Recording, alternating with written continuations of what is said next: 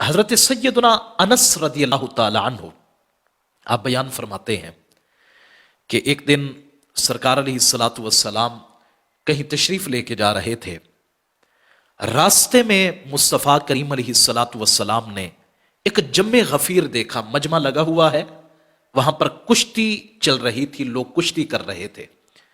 مصطفیٰ کریم علیہ السلام ٹھہر گئے اور آپ نے وہاں پر پوچھا کہ یہاں کیا ہو رہا ہے؟ لوگوں نے بتایا کہ یا رسول اللہ صلی اللہ علیہ وسلم، یہاں ایک ایسا پہلوان موجود ہے جس کو آج تک کوئی اس کی پشت زمین پر نہیں لگا سکا۔ جتنے پہلوان آتے ہیں اس کے سامنے زیر ہو جاتے ہیں اور وہ سب پر حاوی ہو جاتا ہے۔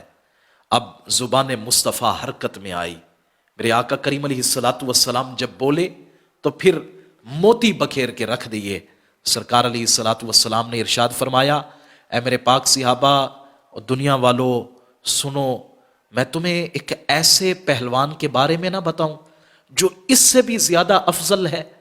سارے حیران ہو گئے کہ جس کے سامنے کوئی پہلوان ٹک نہیں پاتا، سرکار اس سے بھی زیادہ افضل ترین کسی پہلوان کو جانتے ہیں۔ سب نے کانوں کو مصطفیٰ کریم علیہ السلام کی آواز کی طرف، آپ کے الفاظ حسین کی طرف متوجہ کیا اور منتظر ہوئے کہ سرکار کچھ بولیں۔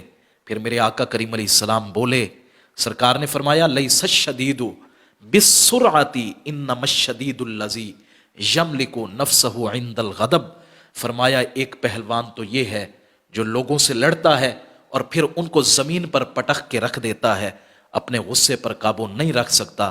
اور دوسری طرف ایک پہلوان وہ بھی ہے کہ جب اس پر غصہ طاری ہو جائے اور وہ اپنے نفس پر کنٹرول کر لے، سامنے والے کو پچھاڑے نہیں بلکہ اپنی ذات پر، اپنے نفس پر، اپنے غصے پر قابو پا لے۔ میرے آقا کریم علیہ السلام نے فرمایا، میں مصطفیٰ کی نظر میں اگر اصل پہلوان ہے تو وہ شخص ہے، یہ پہلوان نہیں، کیونکہ یہ تو اپنے مخالف کو پچھاڑ رہا ہے، یہ تو اپنے مخالف کو زمین پر پٹخ رہا ہے، لیکن وہ کس قدر حسین شخص ہے، غصے میں بھی ہے لیکن اس کے باوجود اپنے نفس پر کنٹرول کرنا جانتا ہے۔ فرمایا اس لیے میں مصطفیٰ کی نظر میں اگر کوئی پہلوان ہے تو پھر وہ شخص ہے جو اپنے نفس پر اور اپنے غصے پر قابو کرنا جانتا ہو۔